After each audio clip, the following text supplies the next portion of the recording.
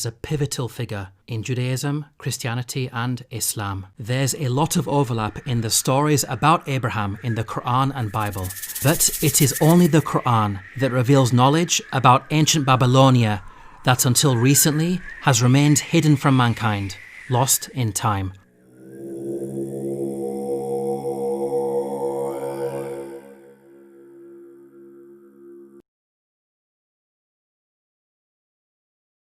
Jewish, Christian, and Islamic sources all place Abraham's birthplace in ancient Babylonia, the region where we find modern-day Iraq. This region worshipped a multitude of gods and goddesses. Of particular prominence in the pantheon were celestial bodies such as the stars and planets. Each city had a patron god, which they worshipped as their main benefactor and protector. The moon god Nana, symbolized by the crescent, was worshipped at Ur and Haran. Shamash, god of the sun, represented by the solar disk, was worshipped at Larsa and Separ. Venus, personified as the goddess Ishtar, was symbolized by an 8-pointed star and worshipped at Uruk. According to Mesopotamian mythology, these three celestial bodies, the sun, the moon, and Venus, formed an astral triad. Recent archaeological discoveries depict the special relationship between these deities. The stele of Ur-Nammu shows the sun and moon joined together.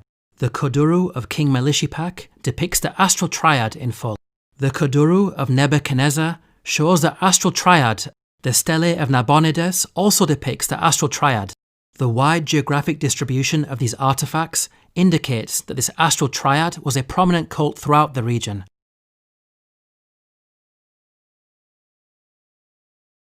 The Quran informs us about some very specific details with regards to the idols that Abraham's people worshipped. فَلَمَّا جَنَّ عَلَيْهِ اللَّيْلُ رَأَى كَوْكَبًا قَالَ هَذَا رَبِّي فَلَمَّا أَفَلَ قَالَ لَا أُحِبُّ الْآفِلِينَ فَلَمَّا رَأَى الْقَمَرَ بَازِغًا قَالَ هَذَا رَبِّي فَلَمَّا أَفَلَ قَالَ لَئِن لَّمْ يَهْدِنِي رَبِّي لَأَكُونَنَّ مِنَ الْقَوْمِ الضَّالِّينَ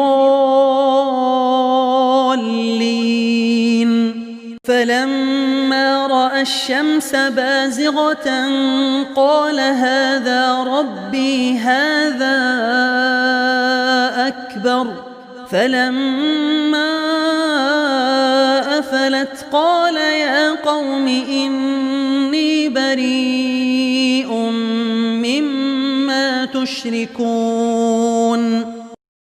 We can see the Quran draws our attention to their worship of the sun, moon, and a third idol. Note the details provided about the third idol. So when the night covered him, he saw a star. But when it set, he said, I like not those that disappear. The word translated here as star is the Arabic word kawkab, which carries the meaning of celestial object and can be used to refer to a star or planet. The Quran tells us that at the onset of nightfall, this celestial object appeared for only a brief amount of time. This description of the third idol matches the characteristics of the goddess Ishtar. One of her names was the evening star because she personified Venus, a planet that appears for only a brief amount of time in the evening. We can see that the Quran's claims about the idolatry of Abraham's people is accurate in light of what we know historically about the cult of the astral triad. Amazingly, such knowledge of ancient Mesopotamian religion was lost for thousands of years. It was recorded at temple sites such as the famous Ziggurat of Ur, which was buried deep beneath the desert sands. The temple was only rediscovered in the early 20th century, thanks to the excavation efforts of archaeologists such as Sir Leonard Woolley. Even the Sumerian language that these ancient artifacts were written in was unknown. It became a dead language around the 1st century, forgotten until the mid-19th century. In light of these facts, how could Muhammad, peace and blessings be upon him, have accessed such knowledge, given that he lived in the 7th century? The only source of knowledge about Abraham that would have been readily available would have been the Bible-based stories and Jewish legends in circulation.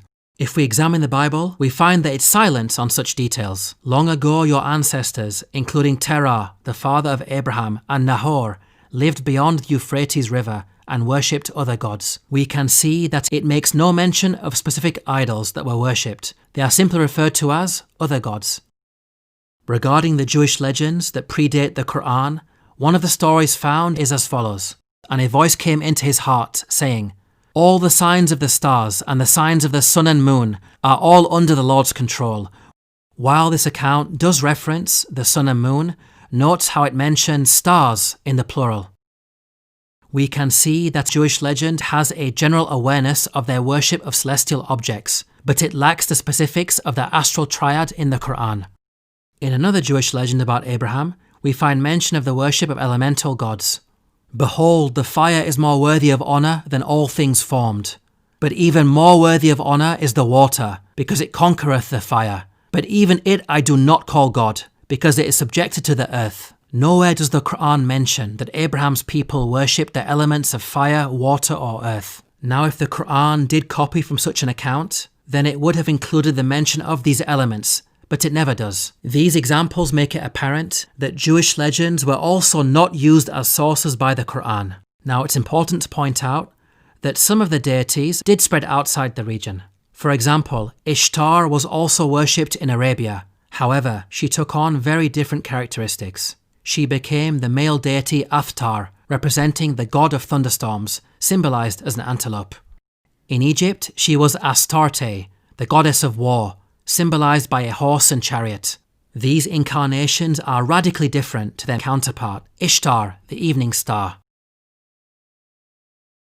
We can see that Ishtar had a chameleon-like quality. Her identity was constantly evolving, with her attributes, symbolism, and even gender differing from region to region. This would have made it difficult for Muhammad, peace and blessings be upon him, to accurately pinpoint her identity in the context of Abraham. In conclusion, the Quran is filled with stories about past nations, with its author consistently demonstrating accurate knowledge of the unseen at different times and places in history. This is not a quality of human beings, but rather the divine. The Quran proclaims that God Almighty Himself revealed such knowledge.